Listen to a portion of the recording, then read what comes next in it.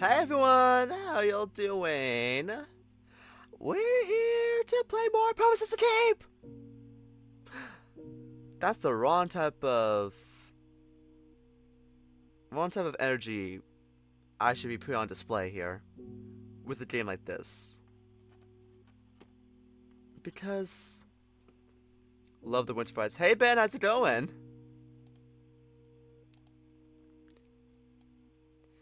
But yeah, this game is just pure vibes. Although I have to say this, out of like I feel like Promises to Keep has got to be like one of my tops, one of my like at least like top 3 visual novels to play on here. Only because like for 2 reasons. One, I love like winter vibes, like you said. It's so pretty, and also the music is great. But also, I love the way I voice all the characters in this game. I feel like this game actually helps me like show, I guess, my range in a sense.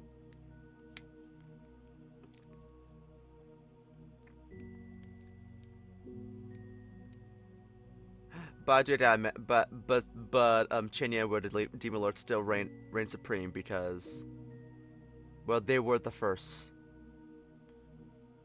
and I'll forever ride or die for those ones. But anyway, shall we get started? Let's go ahead. Now, 10:45.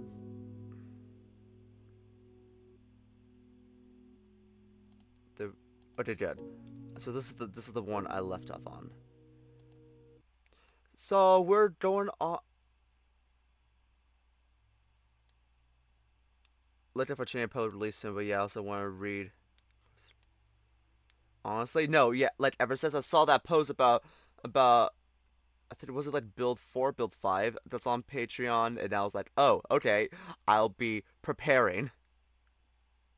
Wait, I think I did this one already though.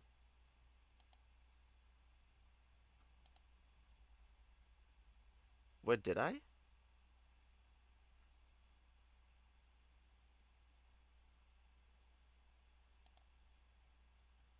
Hold on. I'm just checking. Oh yes, no, this is it. Wait, no. This is it. I was looking at October. Oh, okay. So I last looked on November 5th. Okay. You guys want to load? Because we are doing Rofi's routes this time. Which is strange because I really thought that you think that after like you spend an insane amount of time with Ollie, I would have picked him, but I don't know. Maybe it's the fact that like Rofi's the childhood friend. To be fair, we haven't seen him for most of our life. Most Leo hasn't seen him for most of his life right now. Maybe there's that guilt factor into it. Also the fact that the childhood friend never gets the guy in the end. Or like never gets the proper routes, Torihiko. But yeah. Let's go ahead and continue this. Let's see. After only a few more steps down the hallway, my footpaw proves not to be fine after all. I walked gingerly, the intermittent creaking of the floorboards reminding me how slow I'm moving. Oh yeah, we stepped on glass, Zendaya style. Let Zendaya shake it up style. Remember when that episode came out and was Shake It Up on Disney Channel? And like Zendaya's character Rocky like fucking steps on broken glass on the beach, and it was like this whole episode be like, Cece, what if my foot never gets better? What if I'm never able to dance again? And it was treated like this really, really fucking serious issue, and little Kimmy was like, no! God damn. Now, honestly, like, Disney Channel shows love to make mountains out of molehills. Between Rocky stepping on broken glass and Farkle in Dormant's World possibly being autistic.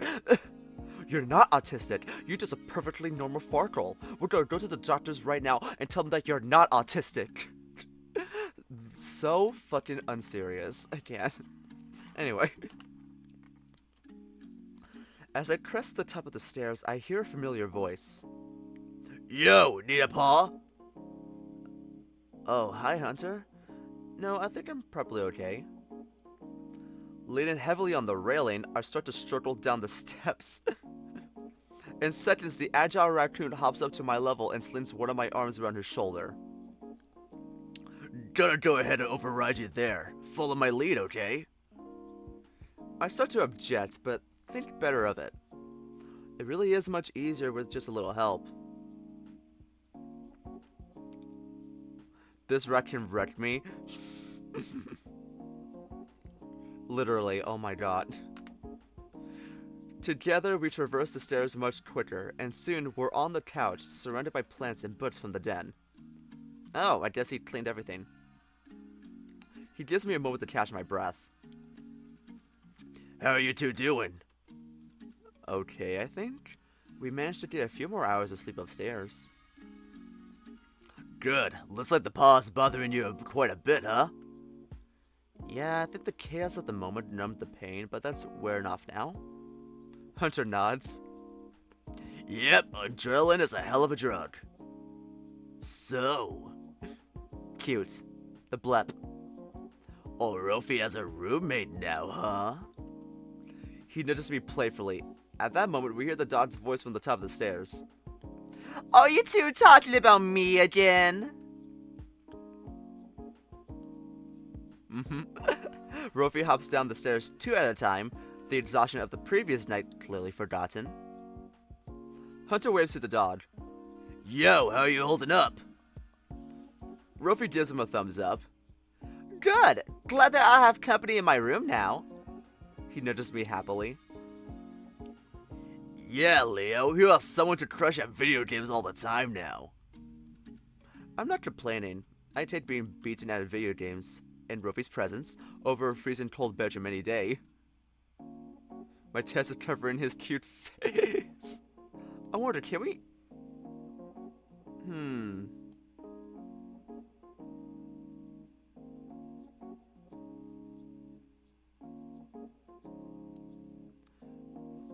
That might be a bit too small, but... We'll see if that works out. Anyway. Ow. Ah. Things are dropping. Neat. Perfect. So, maybe with that, it'll be a lot more better.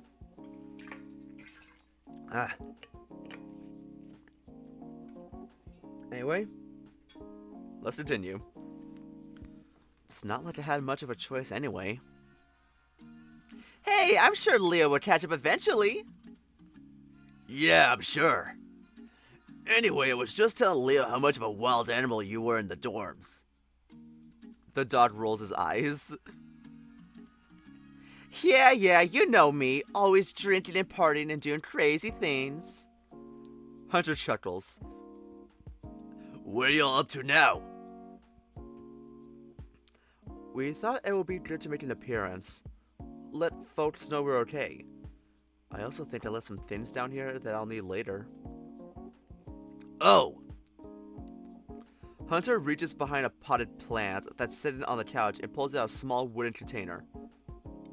Theo put everything else in here for you. Sure enough, my phone charger and toiletries were sitting neatly in the box.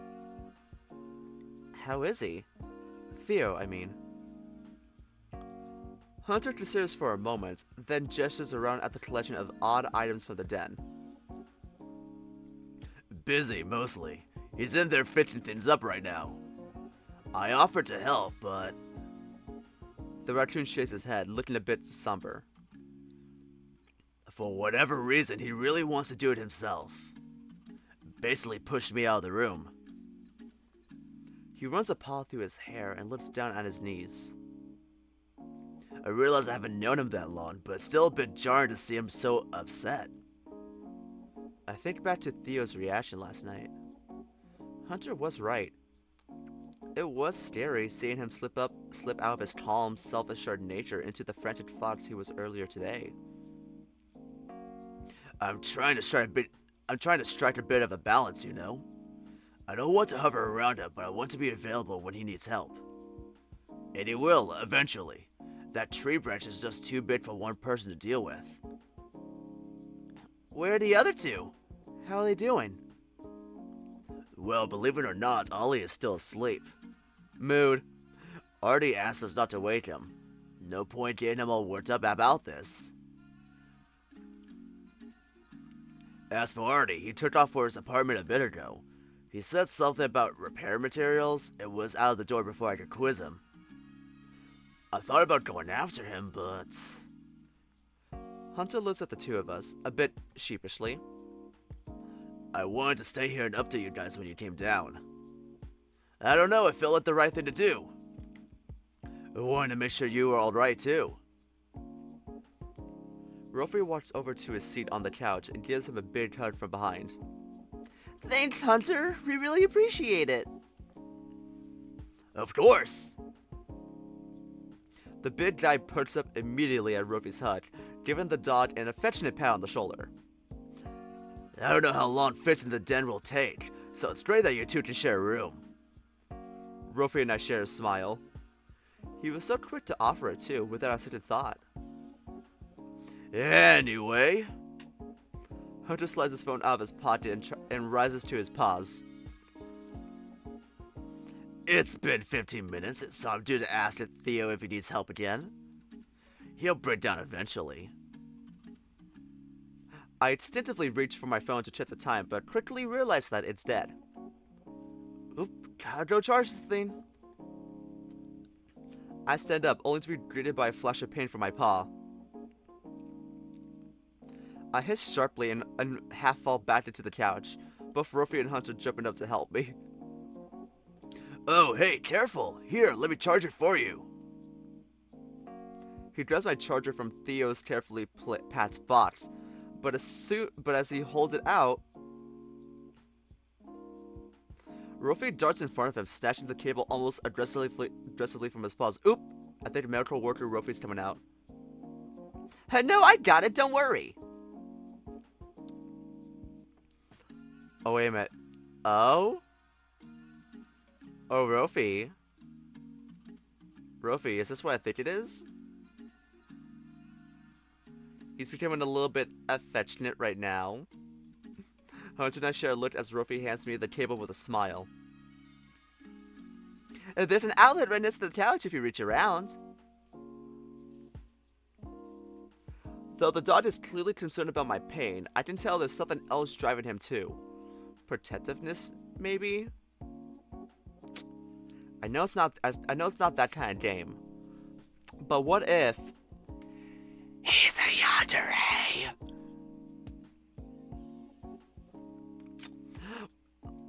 What if he goes crazy in love with a psycho and kills everyone in this house?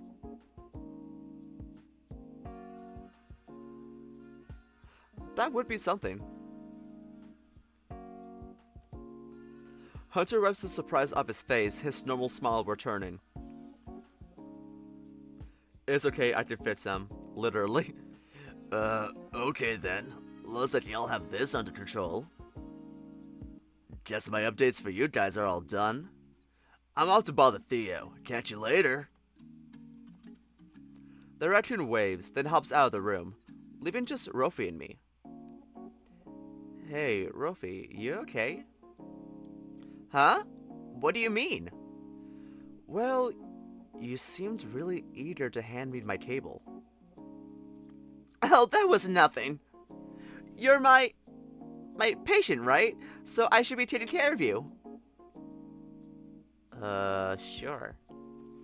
Anyway, we should also grab the air mattress and move it to your room for tonight.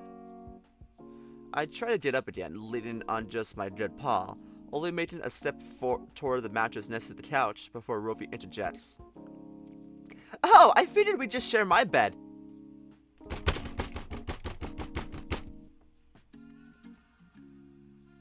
He wants you, Leo!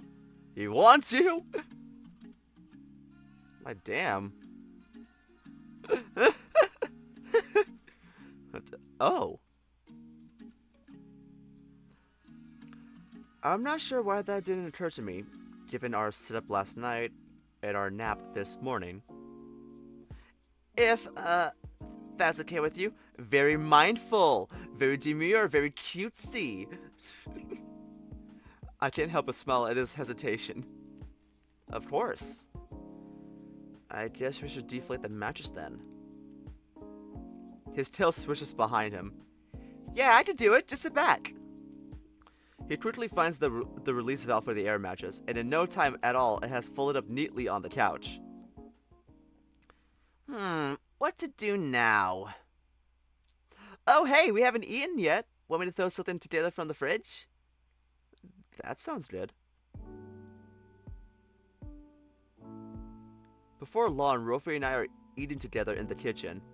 After a few bites, he lets out a huge yawn. Oh gosh, I really need more sleep tonight. The blankets Theo gave me were so warm and cozy and comfy. The dog trails off, already lost in a daydream. Someone's awfully excited to sleep. Hyson! Hi! You just miss Rofi kind of being a bit, maybe a bit overprotective, I guess. He snatched a phone cable out of Hunter's hand and gave it to Leo. Once gave it to Leo instead. So yeah. Anyways, let's continue. Well, you weren't the only one that slept poorly. Rofi drops his energetic facade for a moment, long enough for me to pry. Sorry. Was last night really bad for you? He rubs his eyes with both paws. To be honest, I kept waking up. I had just settled down for the third or fourth time when the branch fell. I just got home and let me tell you, I am cold. I am cold too, holy fucking shit. Listen, I love the cold and everything, but I really need a proper heater. I'm like, it's so, like, I have thermal socks on right now, and I have my amethyst tea dew on right now. Usually I would probably keep like the little space heater on, but it gets loud and I don't want to annoy the viewers with the sound of the heater constantly going off in the background. So I'm just gonna and plus it makes a weird sound over time. It'll make like a ooh, like it'll make a weird noise that will fucking annoy the shit out of my sister. So we just like turn off like once the place is warm enough. Yeah, it's weird. But anyway, I need to go get a new heater. Okay, let's continue. Oh, yikes. Was it me? Did I roll around too much? Rofi laughed softly, paw still covered his eyes. No, it wasn't you. If anything, it was nice to have you there when I woke up. It was just my brain. Being a little me with my dreams. Him too, huh? Do you want to talk about it? It's alright. I just had this recurrent dream that I can't shake off is all. It doesn't look like he'll offer much more than that, at least right now. That sucks, Rofi. I'm sorry. I put my paw on his shoulder. Let me know if you do want to talk about it, okay? I feel like it's only fair that I return the favor. The dog nods quietly. I let the conversation settle, and for the first time since reuniting, he doesn't pick it back up for a good while. We continue eating in silence. I hope tonight is a little kinder to him. I lose track of time, sitting there with Rofi. Then finally I speak up. Hey, I think you'd find part of my dream last night fun. Yeah, what happened? Well, remember middle school math team? His eyes grow wide. I clearly just unlocked some deep memory of his. I knew that would get him excited. And we did stunts all the time? How could I forget? Yeah, I basically dreamed up a retelling of that. We went to the great tree at the town square, ate some sweets, did some cloud gazing. My storytelling takes me back to the fuzzy warmth of my dream briefly. It was just really nice. That's the first time I've dreamed of that in years. That does sound nice. What do we eat? I spent some time recounting my dream for him. His little giggles and commentary complement my storytelling. Wait, my parents were already on campus? Yeah, it was crazy. I don't think I ever cut that close back then. There were certainly some close calls, though, all for just a few after-school treats. Tuesdays were my favorite day of the week because of them. The dog sits up, finished with his food. I love to just go back in time. To just sit around with you and review snacks like we used to. Which, that does sound like fun.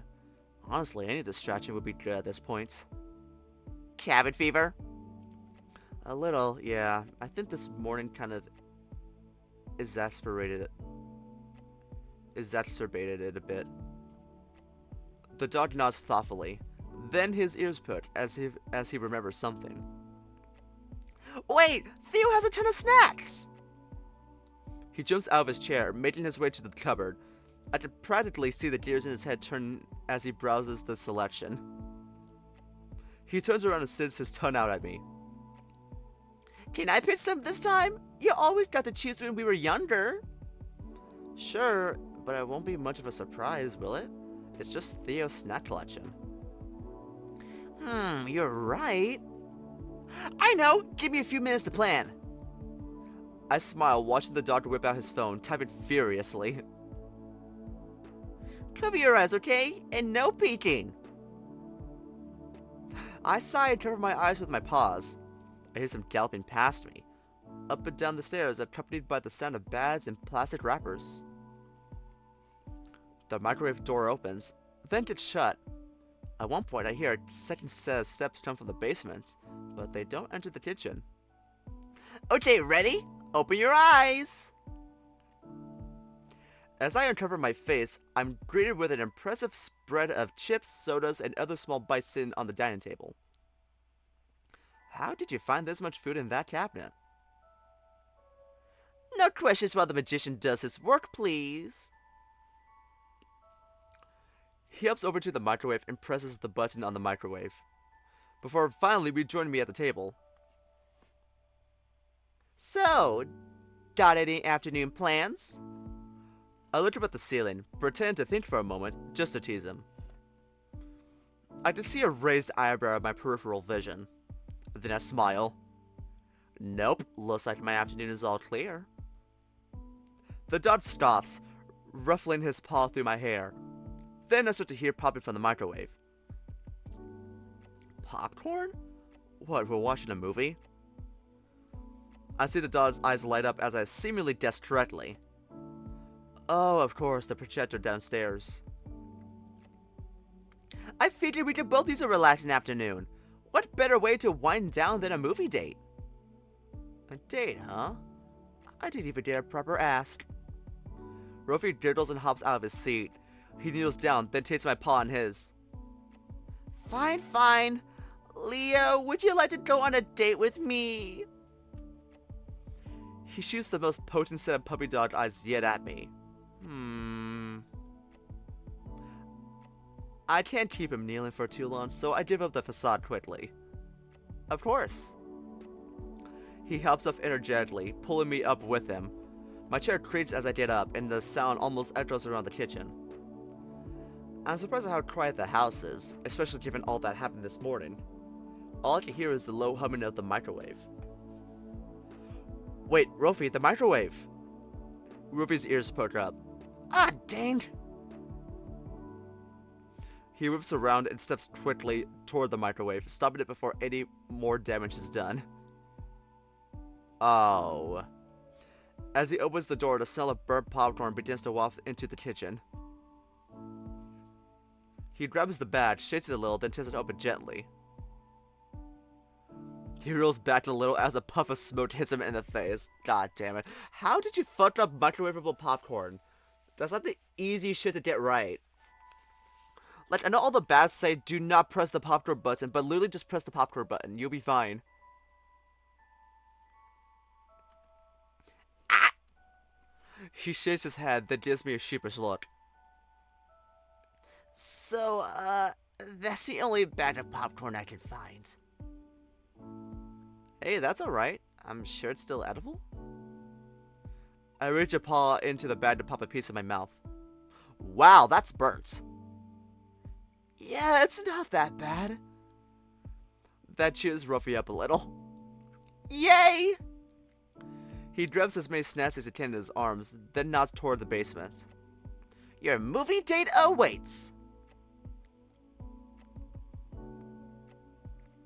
The basement looks mostly the same as last night.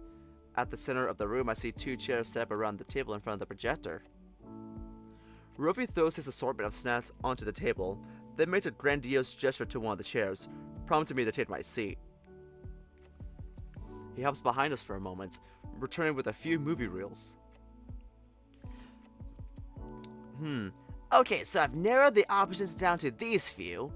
I don't really know what they're about, but they're all comedy romance type movies. You pick. I look through the various titles, and finally decide on a silly looking teen comedy. I hand the reel to Rofi, and with a soft smile, he goes to sit up on the projector. Well, at least, he tries to. You sure you know how to work that thing? He grunts a little, clearly struggling. He looks at me and grits his teeth into a grin. Of course, I got it! How hard could this be anyway? This thing is technologically ancient. I open up a bag of chips, carefully stand up and waving one in front of his mouth, making sure to keep weight off on my good foot paw.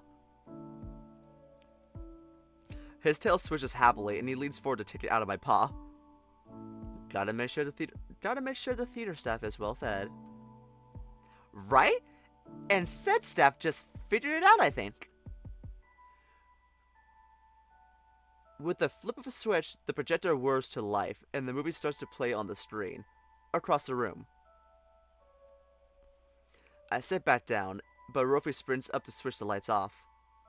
Hurry, it's starting! The room goes dark, minus the screen, and he quickly joins me across the table. Too bad there aren't any previews. We won't get to analyze all these snacks properly. We can do it during. The movie starts. As the camera zooms in on the main character, Rofi reaches across the table to hand me a drink. I see him holding a similar looking can, just a different flavor. He pops his can open, and raises it in a toast fashion to me. I imitate him, and can't help but chuckle. We sip our drinks in unison. And mine tastes like apples. Apples. I look over to his can and it's light shade of pink. It couldn't be. Con candy? Again? It's like the dream. It's like the fucking dream. Which, hey, what flavor is your drink? Rofi takes a look at the side. It says cotton candy. I don't know where Theo found this flavor, but it seems pretty unique. The blood freezes in my veins. Just like my dream. The smell of new spring grass? Do you want a sip, Leo? Synthetic apple flavor. Leo? The sense of time stood still. Rofi stands upright and quickly crosses over to me. Broken mirrors? He kneels in front of me, staring deep into my faraway eyes. Bloody paw prints in freshly fallen snow. Hey, Leo, it'll be okay, I promise. His paw envelops my own, and suddenly I am anchored. Here. Now. Shit. Though my breath is still shaky, I calm down a little at his touch. Yeah, okay. I'll be okay. He smiles softly at me, though I can still see the worry in his eyes. Where did you go just now? Back to the dream? I nod. I'm sorry. Rofi interrupts me with a playful swat on the knee. Hey, no apologizing allowed. His voice softens even further. Look, is all of this too much? I want to make sure you enjoy this afternoon, whatever that means for you. Do you want to go back upstairs and decompress there? I looked around at all the snacks and drinks. The screen projector, so carefully set up. Rofi's eyes looking up at me, concerned but warm. He put so much effort into making this impromptu date. He just wanted to make the afternoon fun for me, despite the circumstances. I can do this. I would literally apologize for having apologized. Literally same. Literally fucking same. It'll be a never-ending cycle. Oh, God. Okay. That's better. Let's continue. I can stay here, with him, in this moment. No, it's okay. I'm good down here. Promise? Promise. The repeated word brings cheer back to his eyes. Okay. Hey, I have another idea. Give me a second. He hops upstairs, but returns quickly, carrying a large beanbag. You want to share this instead of the chairs? They feel a little stiff to me, especially for a movie viewing. I give him a small smile. I like that, yeah. We rearrange the snacks on the floor and make ourselves comfortable on the beanbag. We sit normally at first, but quickly start sitting in and lean against each other. Are we gonna get a CG? Are we gonna get a little CG? Password coded? Literally. Soon Rofi's cheek is on my shoulder. The movie begins to pick up as the protagonists find themselves entrenched in a dramatic love story. Well, dramatic for them, the story felt a bit silly for me. After a particularly bad scene, I hear Rofi snort out of amusement. Oh my god, it's really not that deep, Chad. Apparently, Rofi thought it was silly too. He turns to me, talking through the scene transition. Can you believe him? I think the entire school knows he likes Melissa. He should just confess. This movie would have been over like 30 minutes ago. Well, the movie producers have bills to pay. That's part of the show, right? I guess. I feel like he's had so many opportunities to speed the plot along, though. He giggles and settles back against me, and we tune back into the drama. In a dreadfully cruel twist of fate, Chad finds out that Melissa picked a college on the other side of the country to attend. Oof, tough luck, buddy. Like I said, if he just told her he liked her like a few months ago, this whole mess could have been avoided. But what, you mean Melissa would have picked a whole different college in a whole different state, all for some high school fling? Maybe. Love has a weird way of bringing people together, you know. The movie's protagonist graduates, and a pivotal moment, finally, presents itself. Chad confesses to his love. Great, and what does he expect her to do now? She's already committed to his goal. But he hasn't, yet. Rofi watches intently, and sure enough, he predicts the ending of the movie. Chad ends up choosing a college that's near Melissa's, and they get together. The whole thing ends with a musical number, about as tuneless as the rest of the movie. We sit in silence as the credits roll. I look at Rofi, and he looks back at me. So, great movie. Rofi cracks up. Are you kidding me? That was so bad! Where did Theo even get this? I can't help but laugh a little with him. Okay, yeah, it was pretty bad. I just didn't want to hurt your feelings. Rofi lets out a roof of amusement, then hands me another bag of chips. I didn't make the movie. Why would that hurt my feelings? Honestly, the whole story was just so cliche and tropey. He grabs a handful of popcorn for himself and starts crunching. And not even in a clever way either. They didn't even try to examine the tropes or present them in a new and different light. They just recycle plotlines from the other movies and call it a day. Why is this new with Malka? Why is this new with any little? Why is this new with every single piece of media? Like, why is Rofi you? Like, why is Rofi?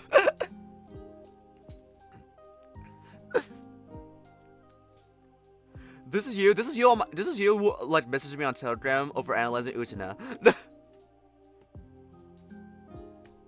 This is you every time I talk about how much I like Joker. This is...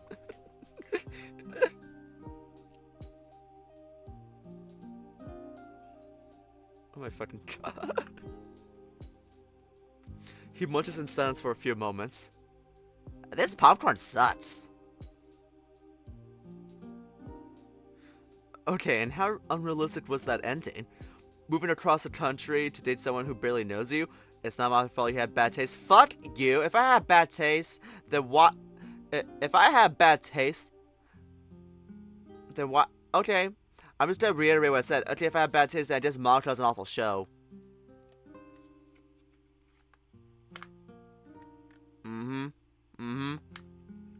Wow, just Mantra really is that awful. I like it so much, it must be horrible. Ooh. Oh my god, what if I like Disco Elysium? Ooh, that's not good. That means it's probably one of the worst games ever. Yeah. That's not good.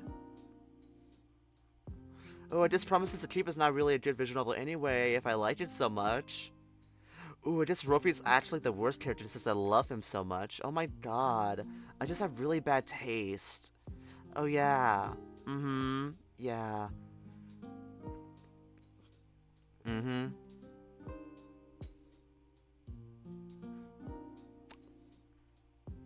Yeah. Oh, wait, Duncan and Eddie? Oh my god, Duncan and Eddie is also bad too. I have really bad taste. I'm sorry. Oh my god. What's that one comment? I think I like you with the hellhound and the bunny. Oh, that must be really awful too. Can't enjoy good things. They also just enjoy bad things. That's a cop-out, and you fucking know it. That is a cop-out, and you fucking know it. Don't even try to defend yourself. Okay. Moving across the country to date someone who barely knows you. His munchin pauses, face scrunched in thought. Well, I guess they were admirers from afar. They probably spent more time together off screen that we didn't see. Okay, but moving for someone like that isn't something you do lightly. I feel like marriage has to be on the table for that kind of thing to happen. I would have moved with you in Millstone. Oh fuck. Oh, I expected that to come up.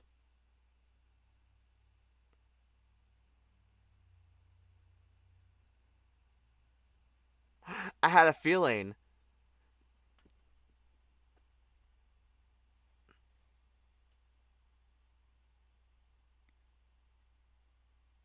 I had a feeling this was gonna. I had a feeling the topic was gonna shift into this.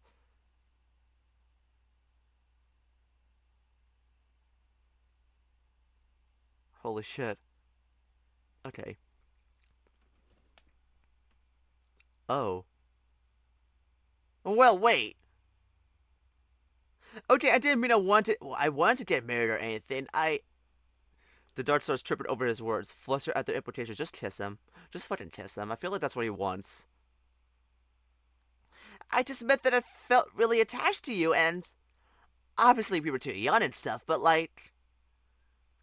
He stops to catch his breath, his eyes catching mine. His cheeks are glowing red. Before he could fill this precious space with words, I enfold him in my arms. Whoa! He does quiet as I squeeze him gently. Thank you, Rofi, for today, for everything you've done to make the best of what's happened this morning. He lets out a little screech of protest. He never was good with praise. He's you. I really appreciate you. A lot. It was nothing, Leo. I'm really glad you're feeling a bit better. At that moment, we hear a knock on the wall. Rofi jolts out of my hug, startled, and I turn to the basement stairwell, making eye contact with Artemis. He's wearing his signature smirk. I could really use a wish right now. I can't get over that. Hey, lovebirds, your 2 hours are up. Artie, why'd you scare us like that? Sorry. It did look like you two were having a really good time there. Rofi whines, a mixture of embarrassment and protest. But I didn't come just to disturb your date. Theo needs a little help with the den repairs. The old crew has finally decided to listen to reason and let us help. Rofi's ears perked up, and he sobered slightly. All right, we'll join you guys upstairs in a minute. Sounds good. Take your time. The bird disappears with a wave of his wings, leaving just Rofi and I. What did he mean your 2 hours are up? Did you make a reservation for us down here? I just wanted to make sure we had the basement for enough time. He checks his phone. Oh wow, he was right. We've been down here for a while. Longer than 2 hours, actually. It was worth every second. I pat Rofi on the head, and he can't help but stick out his tongue at me. Okay, I can clean the snacks up if you want to reset the projector. The dog nods, and we quickly get the basement back to its original setup.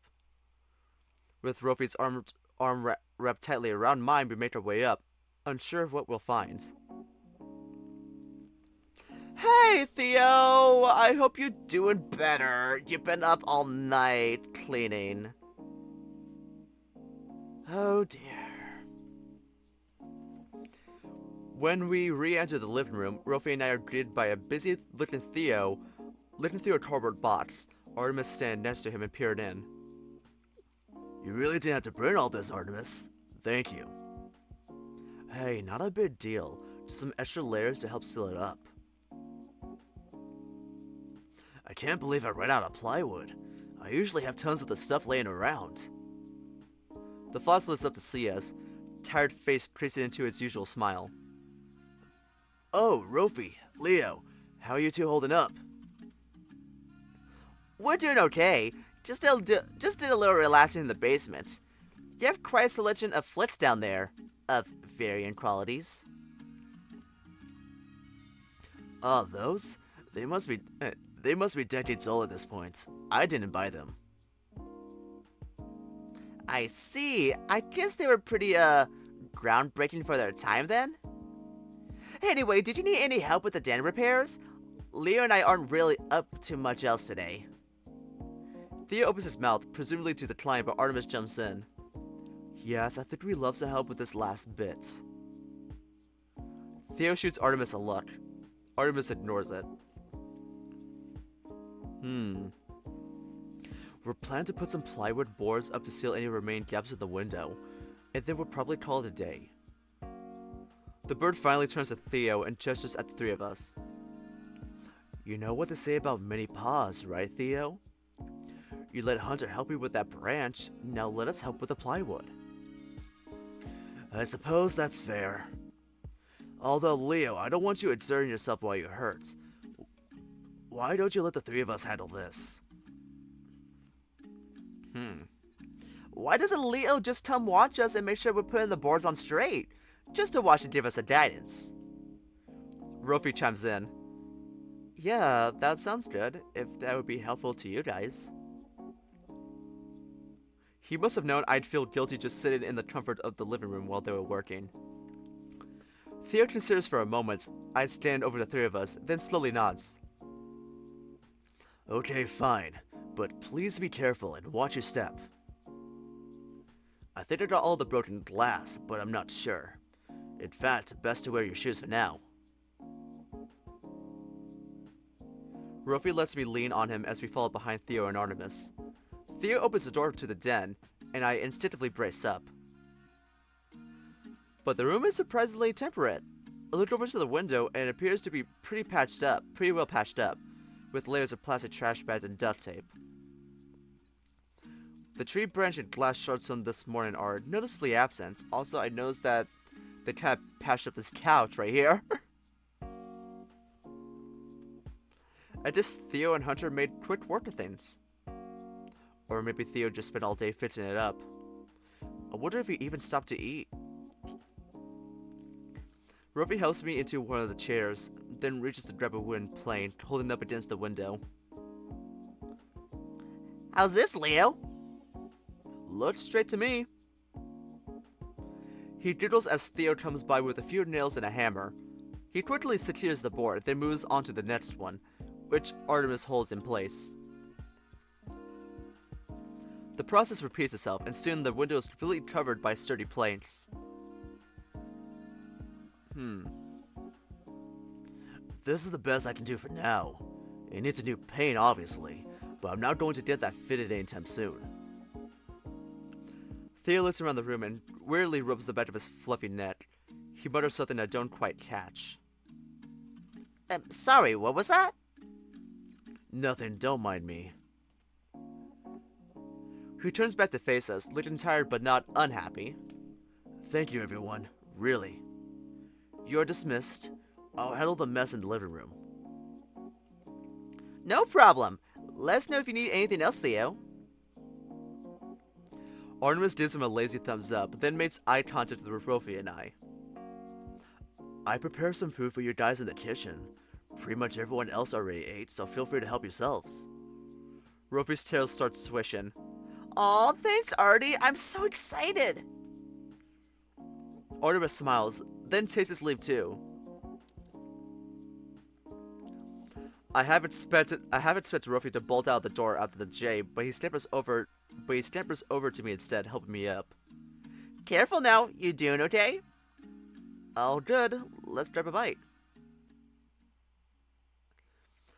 Rofi and I don't chat much as we eat. The dog seems focused on his meal, but he's also probably worn out from the day's events. I know I am. Sometime later, he lifts up from his empty plate. I already cleaned mine, content and full. Yum! Here, hand me your plate. I can wash him real quick. I feel a little bad seeing him run around all day for me, but I don't protest, handing him my dish and utensils. He gets the dishes done in record time, then offers me his paw. Some video games before bed? Though we had already talked about it, I kind of forget that we were sharing a room tonight. I nod. That sounds great. After helping me settle on the floor carpet, Rofi hands me a controller and boots up his new game. And the new game will be Lynn's crossbow training! Oh god. Throwback.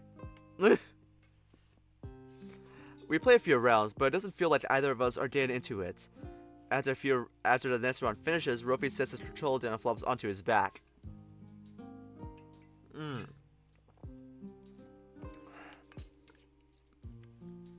Nice. Man, video games suck when you're tired. Agreed. Even one more round would probably turn my brain into mush. Rofi lets out a chuckle. You sound like my parents. Oh god, I hope not. I think back to our conversation on the first day. Hey, you haven't really mentioned them a bunch. How are they? For a long moment, Rofi doesn't reply. Oh, you know, business as usual.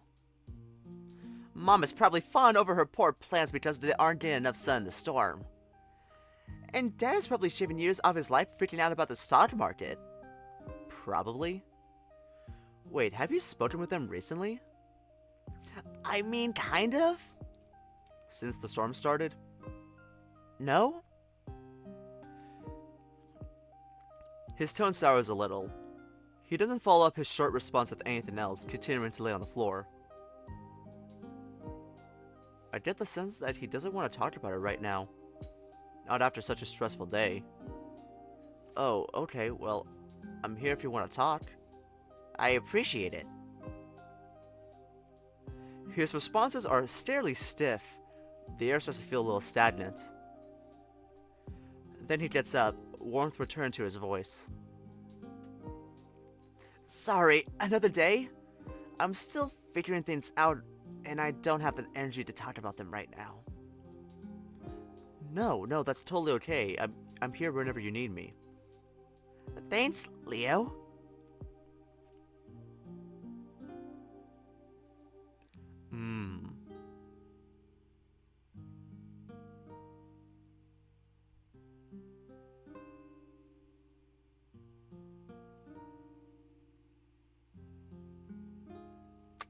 Sorry, I'm just admiring the view. I kind of want to bury my face.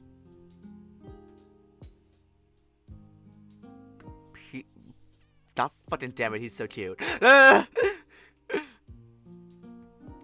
Like, okay. Okay, the dog stretches his arms, sliding his shirt off, then jumps into bed. My face heats up.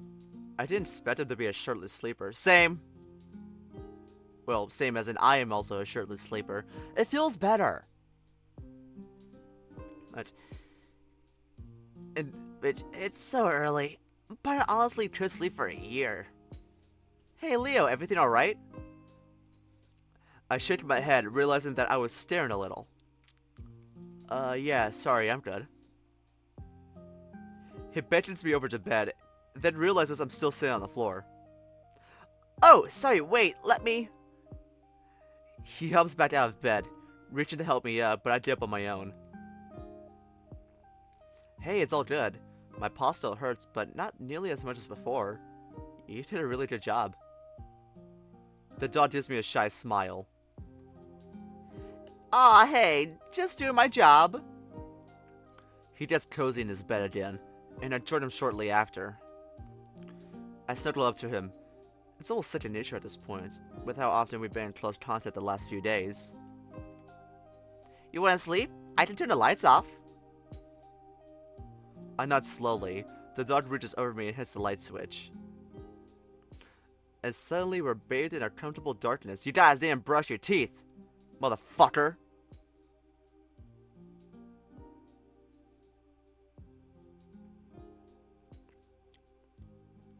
Poor hygiene. How dare y'all.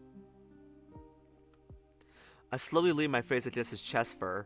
The same comforting heartbeat from this morning is clear to my ears. I also notice the hints of vanilla coming from his fur. Are you wearing cologne? The dog giggles softly.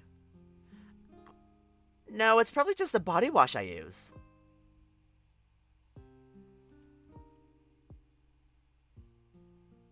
It smells nice. You smell nice. Thanks, Leo. We lay there together for a while. I think back to the craziness of the day. So much happened in so little time. Too much, honestly.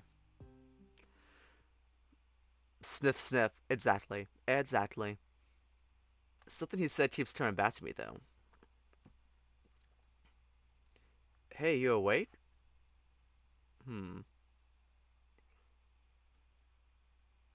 No. I can feel a trickle vibrating through his chest. Very funny. What's up? I paused for a moment, then asked my burning question. Did you mean it? What?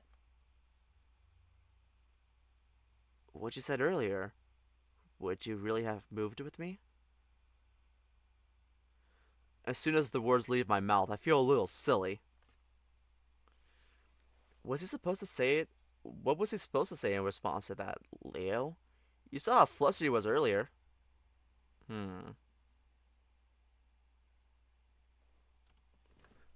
The silence goes on for a while. Then he replies, "Yes."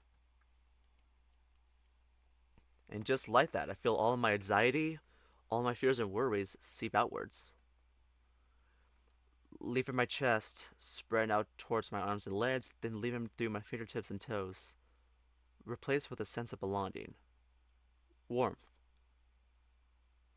I can't help but marvel at the power words can have. Scenes from the day play back in my head, but only the warm, fuzzy ones. Movie snacks, naps, leaning on him as he traversed the stairs. I don't have the energy for conversation anymore, but I don't feel the need. To talk. Rofi gives me a gentle squeeze around my back, almost a signal that it's time to return to Dreamland. This time, though, I'm not afraid of what awaits. Not with Rofi protecting me.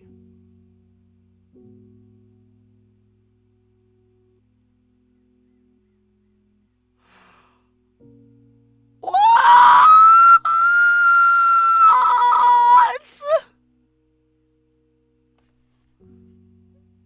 No, I'm saving. I'm saving. I'm saving. I'm saving. No fucking way. That's the end. No fucking way. That's the end. What? Thank you so much for playing. So far, Promises to Keep has been a true labor of love for all of us, and we appreciate your interest and support. Yes? Please consider following us on Twitter and itchio to help with the latest PTK news. Or supporting us on Patreon. Wait, no. Or supporting us on Patreon for early access to game updates, art, music, and more.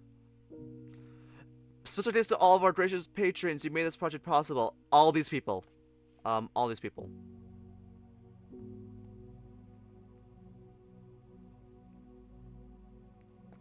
They all helped make this game possible, and you can too. Support the Patreon. Please. Palm, writer social media. No, writer programming. Aw, that's cute. Oh wait, can Discord, everything. Cobalt, character designer, CG artist. Cobalt is talented. Everyone, Mary, background artist, also talented. Renee, composer, sound design, also talented. Literally everyone in this is talented. Special thanks to our generous proofreaders, Sear, Vahe, Kernel, Maddie, Lindsay, and Eric. We couldn't have done it without you. Please stay tuned for our next release. Until then, Theater's door is always open.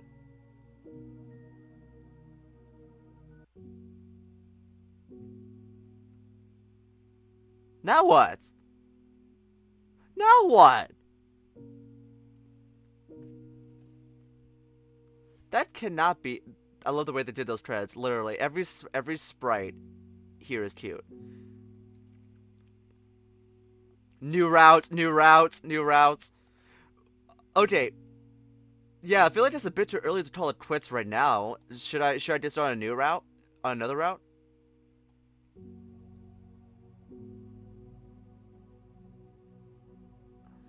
Like which? Okay, if new route. Should I do one? That. Let's go. Okay.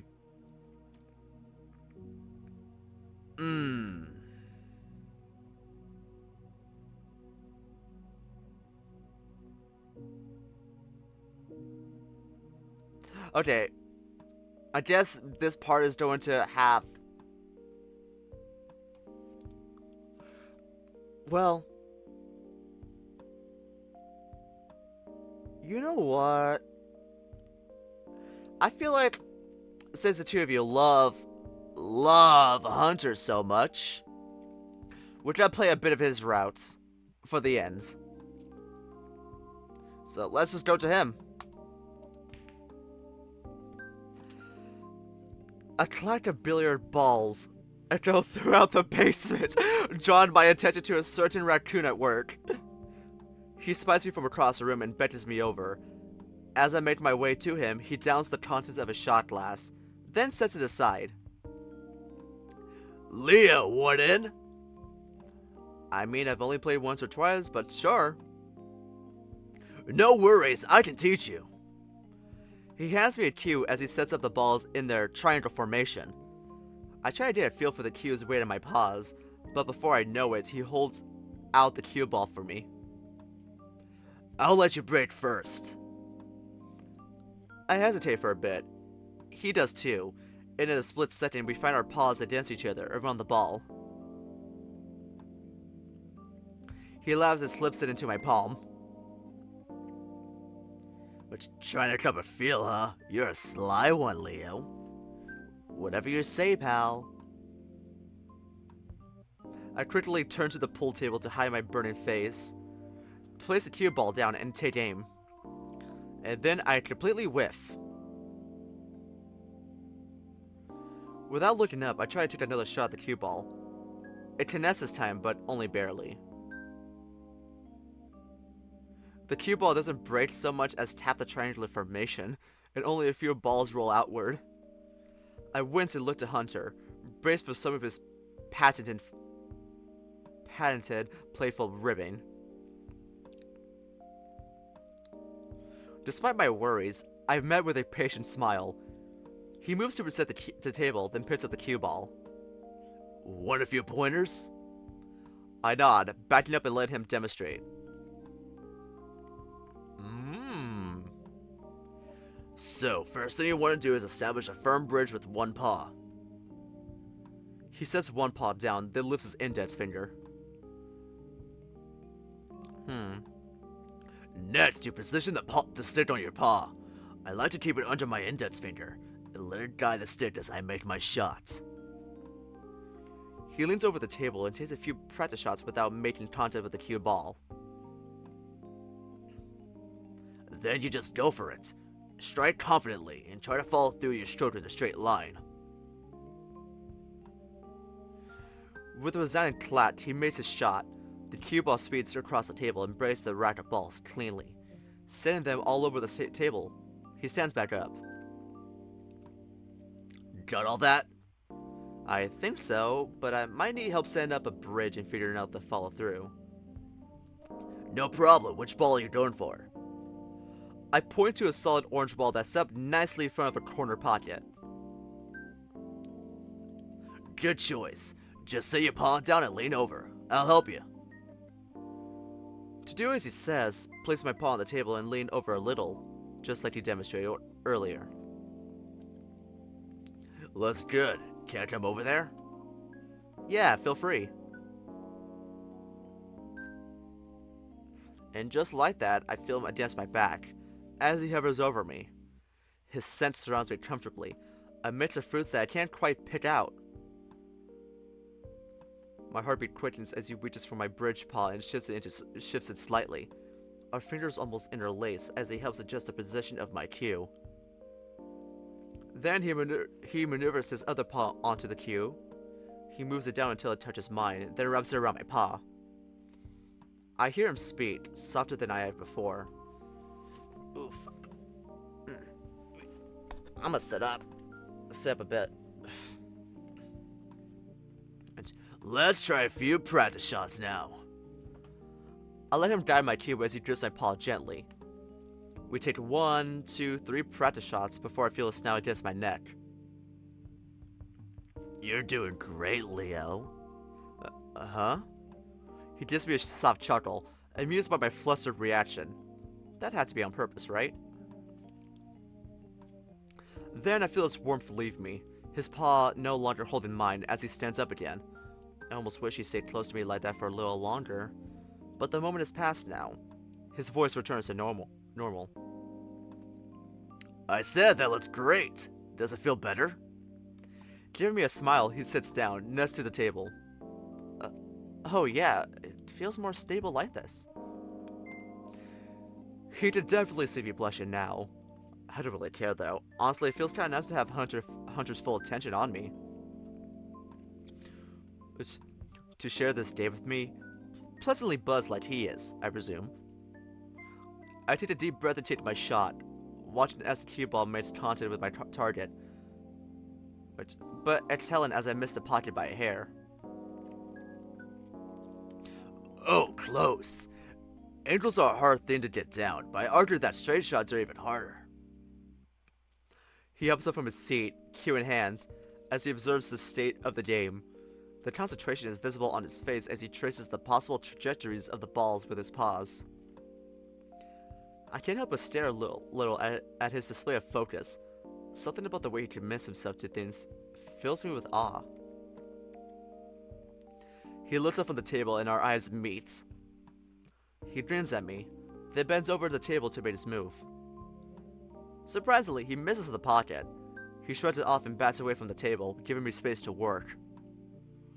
I try to copy him, identifying the balls that are easiest to pocket. As I analyze the game, I feel his gaze on me. I feel his curiosity as he waits for me to take my shot. I'm not throwing away my shot. No, I'm not throwing away my shot. And you have just left a country, I'm young, strappy, hungry, and I'm not throwing away my shot. I'm sorry. Every time I hear shot, I think of Hamilton. His enthusiasm as we shared this moment together. His willingness to teach me pool, despite being a tease all the while, and his eagerness to lend a helping paw. Not just to me, but to Theo, Rofi, and everyone else the last 2 days. To have someone as patient, supportive, and dedicated as Hunter by your side, I don't think you could get any luckier. The game continues, and unsurprisingly, Hunter comes out on top. Hey, not bad at all, Leo. You had a good string of podges toward the end. I guess so. You were much better, though. Well, it comes a time of experience. We can come back and play more often if you like. I love that, Hunter. Before I can ask if he wants to play another round, I hear Theo call out from behind us. Last call, folks. I'm afraid your bartender is exhausted. Sounds like that's our signal to start cleaning up. Here, I can take your cue. He re-racks our cues in their holders against the wall, then we cover the pool table together with its tarp. I see Artemis helping a very sleepy Rofi up the stairs, while Ollie and Theo are still chatting at the bar. Ready to head up? I nod. We say our goodnights to everyone and walk up the stairs together. Hunter insists on seeing me off at the den, despite being right around the corner. Aww. As we split for the night, Hunter opens his arms for me. I accept his offer, giving him a warm hug, letting him bathe me in his scent once again. You smell nice. What fruit is it? He grins as he embraces me. Aren't cats supposed to have good senses of smell? Hey, I was just curious. And also just trying to keep him here a bit longer. Hey kid, it's peaches today. Today? Yeah, I try to change up my cologne every now and then. Even if someone doesn't have a good enough nose to appreciate it. I squeeze him a bit tighter in protest, my snout buried against his neck for now. A mobile ally response. I'll pay more... What should I do? Mobile voice like... I'll pay more attention now that I know. He chuckles, rubbing his paws against my back. Then I'll keep changing it for you. I looked up at him, my snout leaving his fur for just a second. Just for me? Just for you. I smile and nuzzle his neck a bit more. We stand there together for a long moment, enjoying each other's presence. I don't want to go to bed. Before I could fully finish my sentence, I let out a big yawn. Careful, you just spread that to me. He gives me one more firm squeeze before letting go. I had a lot of fun tonight, Leo. I did too. And I'll see you tomorrow. I'm already counting down the hours. With one last goofy smile, he heads up the stairs to his room. For a few long moments, I stand in the doorway, taking in what remains of the raccoon's cologne around me. Though the den is a little cool, I don't mind much, still feeling Hunter's scent and warmth around me. It's like he never left. I can't wait for what tomorrow brings.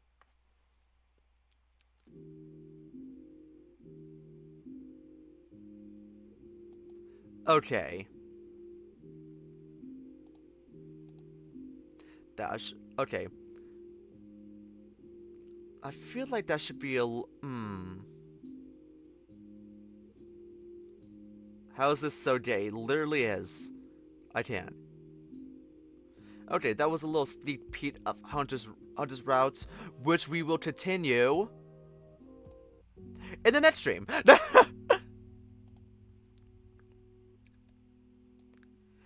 Perfect. I'm surprised about how quick Rofi's route got, actually. That was actually quite weird. But I do know that, like, they're still updating everything. Well, this was really fun. Literally, Hunter, I feel like Hunter's route is gonna get more gay than ever.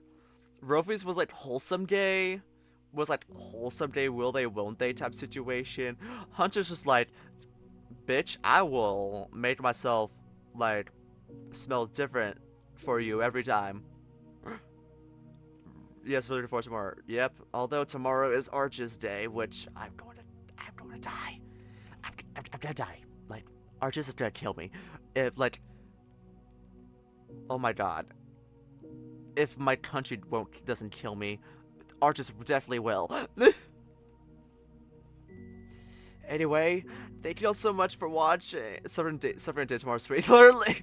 Thank you all so much for watching. If you're watching the VOD, subscribe to my channel. Follow me on Twitch at twitch.tv/TheCatboy if you want to watch streams in real time. I post stream updates on YouTube community posts, Twitter, my Twitter, also TheCatboy, and my Blue Sky, also TheCatboy. Bluesky.social. But yeah, I will see. Yeah. I need to start making love thumbnails for all the VODs I still have on my that I have privated on my channel. But anyway, thank you all so much for watching, and I'll see you around. Bye.